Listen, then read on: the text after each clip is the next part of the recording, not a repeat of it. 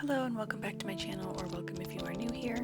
Today I thought that we would talk about watercolor painting. So first of all, a few of my supplies. I obviously have this old paint towel as well as a little cup for water, and then this sketchbook is for kind of practice and looser sketches. I have a few different kinds of watercolors here. The orange tin is the Kate Paper Co. watercolor set. I have some metallic watercolors, water brush pens, a pencil and eraser, another sketchbook, two actually. One is my talent art creation, which is what I'll be using today, and then just a general mixed media sketchbook, some water in a little spray bottle, collapsible travel paint brushes, a kneaded eraser. I generally keep all of these things in this little waterproof bag. It's just an easy way to keep it all in one place and keep everything clean, and it also makes sure that I don't spill water on any of my other supplies and kind of make a mess of those. So those are some of the things that I will have around today as I am painting.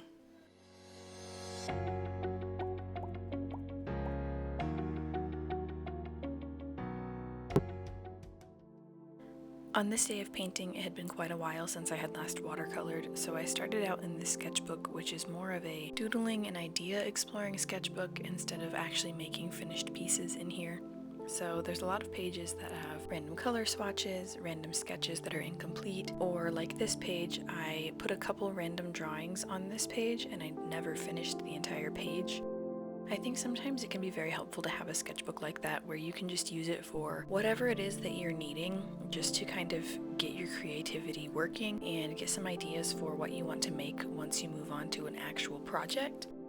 And in this case, I really liked how the red and the Payne's gray combined, and I have a couple ideas for some paintings that I want to do in the future on a larger scale, possibly even on canvas panels, using those two colors together, just because I did enjoy how they turned out on this page. And I was going to make an entire page of little mushroom doodles, and I was looking at reference photos for types of mushrooms that I might want to make. But then I kind of got bored and I looked at some reference photos of my own photography and found something else that I wanted to paint instead. So I just quickly finished these guys up with a little bit of a shadow.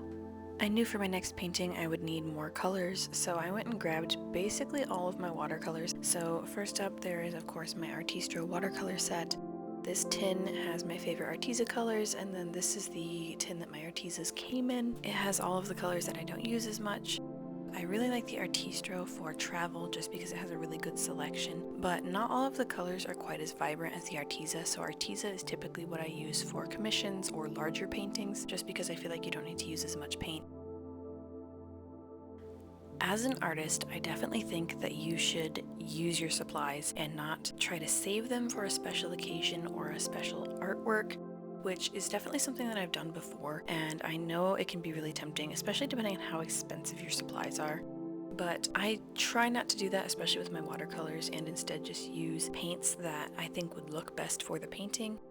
However, that being said, I do find that most times when I am painting, I tend to reach for my Artistro paints or my Kate Paper Co. paints, just because I really like the variety of colors and that they're all here in one little spot. I just find that normally I have all the colors that I need in there, and I can also play around with the more vibrant colors that I wouldn't normally use, so I don't have included in my tin of Arteza favorites. I feel like I have explained my watercolor process quite a few times if you guys watch my other YouTube videos. I didn't want to spend too much time doing that this time, and wanted to talk to you guys more about general watercolor tips, which I have shared before, but I really want to spend a little bit more time this year sharing tips about different art supplies or art processes with you guys, so I was hoping to do some of that in this video. One thing that you've probably heard a lot about if you have watched any watercolor videos is layering and what order you should use your colors in, which is definitely very important, and typically it's recommended that you start with the lightest colors and then work towards darker colors, which is what I often do, but like you can see here, I'm using a dark green for the first layer on these trees because I'm only going to make them darker. So even though you are starting with light colors, that can just mean a light layer of a darker color. But just like with any type of art, just because something is a recommended method doesn't mean that that always works the best, depending on what you're painting. So you'll see here in just a moment that I actually continue using this darker color to paint some of the distant trees, and then a little bit later I will use lighter colors to paint in between those tree lines. It just kind of helps soften out the darker color, so that can definitely be helpful depending on what you're painting as well. Just because the normal recommendation is that you start with the lightest colors for watercolor, sometimes doing a darker color before will allow you to blend it out and smooth the colors out a little bit more when you add the light layer later. Basically, I just think that layering the colors and what order you choose to put your colors really does just come down to how you like to paint and what you are planning on painting. It doesn't necessarily have to be something that you always do the same way, even if it is what is typically recommended in watercolor tutorials. I do have this other video from a couple months ago that has a lot of watercolor tips in it, as well as thoughts about watercolor, so you can always go check that out if you would like, if you haven't seen that before, or if you're just interested in seeing some more watercolor paintings. For these mountains, I mostly used the same two colors. I used one dark blue and then I used Payne's Gray, and then later when I come back to add more shadow and definition to them, I just use more Payne's Gray and a little bit more of that blue just to add some more contrast and brighter colors. I did try to keep these pretty loose and flowy because my reference photo was kind of foggy or cloudy, so you couldn't see all of the mountains super defined, and it was more of just the general shapes, so I did try to keep them in that sort of style and not add too many details. Especially in this sketchbook, which is the Talent Art Creation sketchbook, I've seen a lot of people use this for watercolor, and it was really highly recommended for that, but I have noticed if you use too much water in this, the paper gets kind of pebbly and it gets a weird texture. I did try to remember that and not use too much water while I was painting these mountains, and still keep them where they had that kind of misty look from using water and letting the colors bleed how they wanted, but also trying to keep the paper from getting that pebbly sort of look to it, which can definitely be harder if you're trying to make a very detailed painting in a sketchbook. I would recommend trying your best not to get carried away with adding details, and remember that this is watercolor, it's going to be loose and flowy, and you really can't add a crazy amount of detail and still have it be a super wet and flowy style that a lot of people like to make their watercolors. One of the things that I do like about this notebook, even though it is sometimes frustrating, is how quickly the paint can dry, so you can really add a lot of texture and not have to worry about all the colors bleeding together.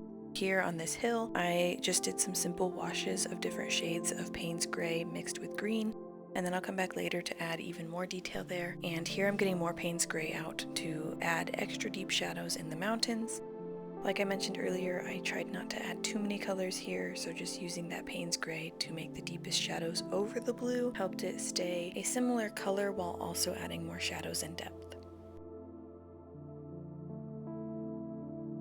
Again, using a small brush and less water than before adds extra detail and texture into these mountains and hills and allows it to really have that stripy, streaky sort of look that I was hoping for, especially in this mountain that is closer to the camera, because the farther ones obviously didn't have as much detail because of the cloud and the atmosphere that was in the way, but the nearer mountains did have a little bit more texture, so I wanted to include a little bit of that without it being too distracting from the trees in the foreground.